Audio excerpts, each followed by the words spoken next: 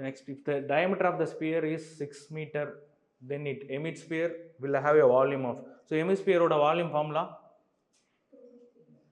2 by 3 pi r cube. Diameter கொடுத்திருக்காங்க 6 cm, அப்போ radius என்ன 3 cm, அதில் பாதி. என்ன பண்ணலாம், பைக்கு வந்து ஆன்சர் வந்து பையிலே இருக்கிறதுனால நீங்கள் பையோட வேல்யூ சப்ஸ்டியூட் பண்ண வேணாம். இன்டூ 3 கியூபோட வேல்யூ 27 அடிச்சிங்கன்னா 9, 9 2s are 18, 18 பை. ஆன்சர் வந்து ஏ 18 பை.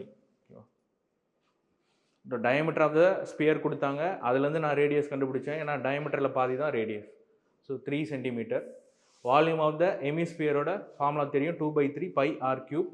ஆன்சர்ஸ் எல்லாமே பையோட இருக்கிறதுனால பையோட வேல்யூ 22/7 நான் சப்ஸ்டியூட் பண்ணுற அவசியம் இல்லை. இப்போ r cube 3 cube 27, then by அப்படியே போட்டுட்டேன். 2 by 3 கேன்சல் பண்ணி சிம்பிளிஃபை பண்ணோம்னா என்ன வருது, 18 by. The total surface area and curved surface area of a right circular cylinder of radius 7 cm and height 20 cm are அப்படின்னு கேட்டாங்க. ஸோ டேரெக்டாக ஃபார்முலா கொஸ்டின் தான், நீங்கள் டேரெக்டாக ஃபார்முலாவில் என்ன பண்ணணும், சப்ஸ்டியூட் பண்ண போகிறீங்க. So total surface area of a சிலிண்டருக்கு ஃபார்முலா என்ன, 2 pi r into r plus h. Curved surface area formula வந்து 2 pi r h. இப்போ ரெண்டு ஃபார்முலா கொடுத்துருக்காங்க, நீங்கள் ரெண்டு வேல்யூ சப்ஸ்டியூட் பண்ண போகிறீங்க, அவ்வளோதான்.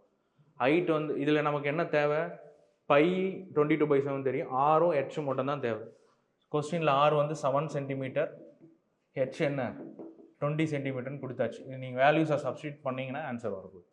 ஆன்சர் என்ன, ஏ 1188 சென்டிமீட்டர் ஸ்கொயர் அண்ட் 80 டேரெக்டாக நீங்கள் வேல்யூயை சப்ஸ்டியூட் பண்ணிங்கன்னா ஆன்சர்.